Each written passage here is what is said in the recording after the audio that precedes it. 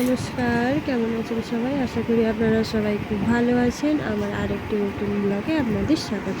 আজ রবিবার, এখন বাজে প্রায় 5:30। আমি ঘুম থেকে উঠে পড়েছি, ছেলে দুটো ঘুমিয়ে আছে। বড় ছেলেটা পড়তে যাবে, তাই ভাবলাম ওকে ডাকার আগে আমি আগে কাজগুলো সেরে নিই, নাহলে ও উঠে পড়ার পরে বলবে মা ব্রাশ কোথায়, মা ব্যাগ কোথায়, মা কী খাবো, ওকে পড়তে দিতে যেতে হবে।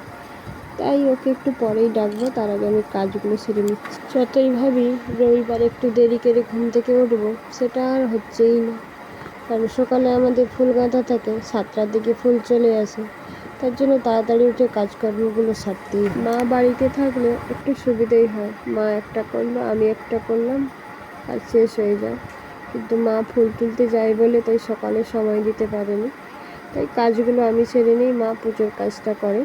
কারণ আমি আমার ছোটো ছেলেকে স্কুলে দিতে যাই বলে পুজোর কাজটা মাই তার করে নেয় ফুল তুলে এসে।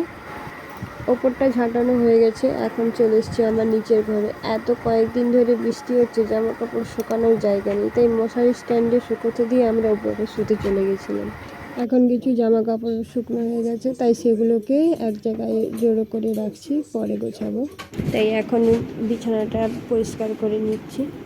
তাই ভাবলাম একটু খাটের নিচটা পরিষ্কার করে নেব, আর অনেক দিন পরিষ্কার করা হয়নি, বৃষ্টি হচ্ছে, সেরকম কাজ পাতো নেই, তাই নিচটা একটু পরিষ্কার করে নিলে ভালো লাগে। এখনও 1 মাস হয়নি খাটের নিচটা পরিষ্কার করেছিলাম। তারপর ছোট বাচ্চা থাকে তো, তাই ঘন ঘনই একটু পরিষ্কার করতে এটা সেটা ফেলে দেয়। আমার পরিষ্কার করা হয়ে গেছে। এখন ছোট ছেলেকে একটু বসিয়েছি পড়াতে, বড়টা তো পড়তে গেছে, তাই ও বাদাম বানানটা বুঝতে পারছে না, আমি উল্টে দিয়েছিলাম বলে ওকে ওটাই বোঝাচ্ছি। আমার ভিডিও যদি আপনাদের ভালো লেগে থাকে তাহলে লাইক কমেন্ট করবেন, আর আমার চ্যানেলটাকে সাবস্ক্রাইব করুন, পাশে থাকবেন, কারণ আমি চেষ্টা করব আপনাদের আরও ভালো করে ভিডিও দেওয়ার জন্য।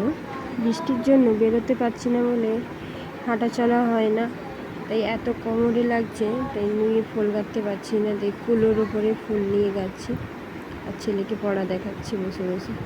আমি যে ভিডিও বানাচ্ছি আমাদের মা সেটা জানে না, কারণ আমি ফোনটা রেখে দিয়ে এসেছি অন্য জায়গায়, মা সেটা দেখেনি।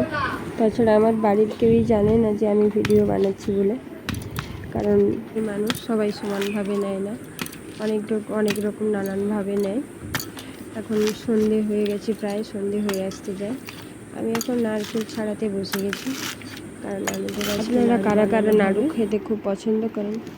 আমার বাড়ির প্রায় সবাই নাড়ু খায়, খেতে পছন্দ করে, কিন্তু আমার বড় ছেলে আবার খায় না।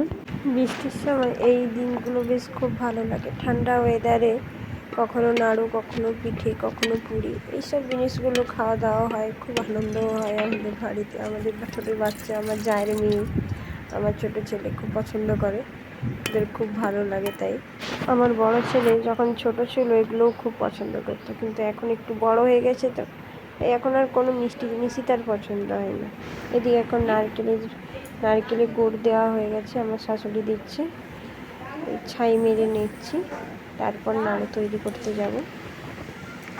ছাই মারা হয়ে গেছে এইদিকে, তারপর থালাতে নিয়ে আমি চলে এসেছি আমার রুমে। আমি এদিকে নাড়ু বানাচ্ছি, আমার শাশুড়ি এদিকে রাতে কি খাওয়া দাওয়া হবে সেই সব জোগাড় করছে। সঙ্গে আমার যাও আছে, ওরা দুজনই ওইদিকে বানাচ্ছে এই যে পুরি। আজকের মতন এই পর্যন্ত, আবার দেখা হবে নতুন একটা ব্লগে। টাটা।